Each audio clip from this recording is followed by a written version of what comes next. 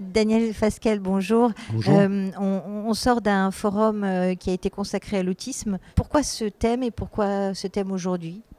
Tout simplement parce que le sujet de l'autisme est un sujet majeur pour la société française. C'est une naissance sur 100. C'est un domaine dans lequel la France a eu beaucoup de retard. Alors, l'État s'est mobilisé à travers des plans autisme, une stratégie autisme. On prépare actuellement la prochaine stratégie 2023-2027. Mais les maires n'ont pas attendu l'État pour apporter des solutions concrètes, parfois pour se substituer à l'État, le plus souvent pour accompagner l'action de l'État dans ce domaine.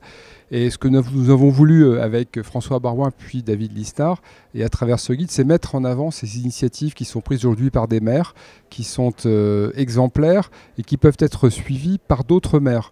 Oui, parce que vous avez présenté cet après-midi un guide qui sera, c'est ça, un guide sur l'autisme à destination des maires. Alors nous avons présenté un guide sur l'autisme à destination des maires parce que nous voulons une prise de conscience, que les maires de France sachent qu'ils peuvent en réalité agir efficacement dans l'accompagnement des jeunes enfants, des adultes autistes pour venir aider les associations, les institutions, l'État dans ce combat que nous devons tous mener pour une meilleure inclusion des personnes autistes dans la société française.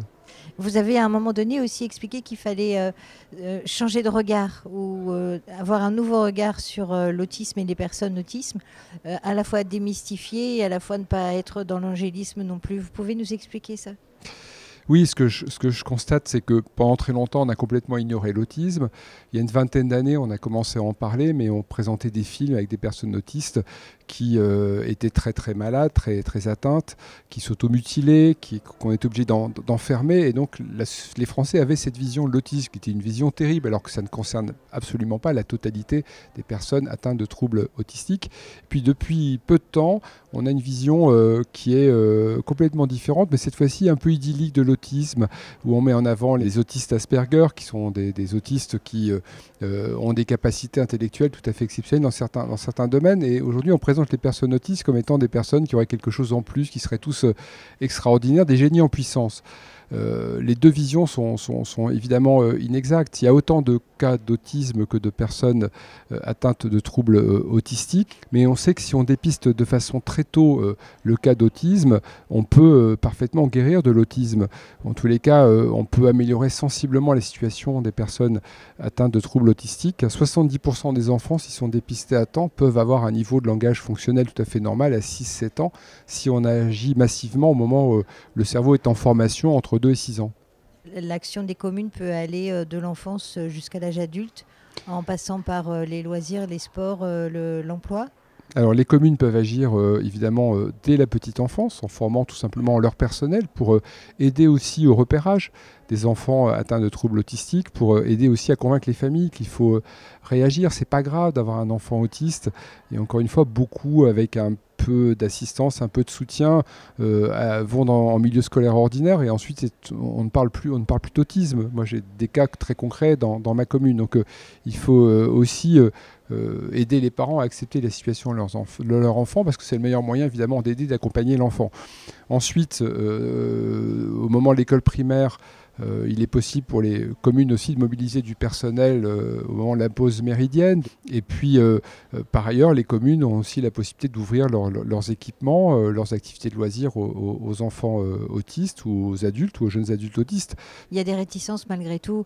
Et il y a, vous le dites, des préjugés, des tabous à lever vis-à-vis du grand public, mais vis-à-vis des agents aussi municipaux. C'est pas si évident que ça aussi. C'est pas si évident que ça, évidemment. Il y a une personne parlait de la peur, en fait, de la peur du fait de la méconnaissance de ce qu'est l'autisme. Bien sûr, on a toujours peur de ce qu'on ne connaît pas, de ce qu'on ne comprend pas, et puis on a peur aussi de mal réagir ou de ne pas avoir les bonnes réactions. Donc c'est une mobilisation globale. J'ai le cas, par exemple, dans ma cantine municipale où j'ai formé mon personnel parce que bien servir des enfants autistes au moment de la restauration dans un restaurant scolaire, ça suppose aussi de mieux comprendre parfois leurs réactions et d'avoir soi-même les bonnes réactions face à ces enfants. Donc, mais de façon générale, c'est l'ensemble de la population qui doit être sensibilisée à la question de l'autisme. Quand on voit un parent dans un magasin avec un enfant turbulent, c'est pas forcément que cet enfant a été mal élevé. Donc je crois que c'est ce regard global de la société qu'il faut changer. On a pris conscience en France de ce qu'il fallait mieux prendre en compte le handicap physique La question de l'accessibilité, c'est quelque chose qui est bien accepté aujourd'hui, même s'il y a encore des progrès à faire. Mais les autres formes de handicap, parfois des handicaps qu'on dit invisibles, et c'est le cas de l'autisme, on a encore beaucoup de mal en France à les prendre véritablement en compte. Où peut-on se procurer ce guide alors ce guide va être envoyé à l'ensemble des communes de France, membres et adhérentes de l'AMF, bien évidemment. Ce guide sera également disponible sur le site de l'AMF. Moi-même, je vais entamer un tour de France pour le présenter. Et puis, avec le groupe de travail, on va continuer à faire vivre ce guide et à l'enrichir, parce qu'il est vraiment important que cette mobilisation, qui est forte dans certains endroits, elle se généralise en France, parce que c'est une forme finalement d'inégalité. Si on a la chance d'être dans une commune où on a des élus qui sont mobilisés, on a la malchance parfois d'être dans des territoires où, non pas par mauvaise volonté, mais par méconnaissance, les élus ne sont pas aussi mobilisés autour de la question de l'autisme. Donc veillons à faire en sorte que ce niveau de mobilisation soit le même partout en France, et ça c'est le travail aujourd'hui de l'AMF. Merci beaucoup. Merci à vous.